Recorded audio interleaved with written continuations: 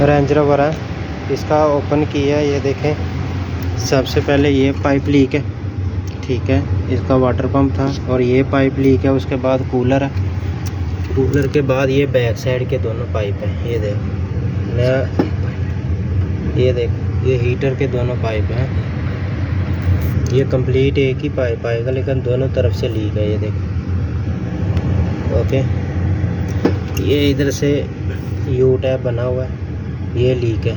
उसके बाद ये कूलर चाहिए है, कूलर भी चेंज करना पड़ेगा, ठीक है। उसके बाद ये देख कितना ही और देख, उसके बाद ये इसका रिंग ख़राब है, ओके। ये देख,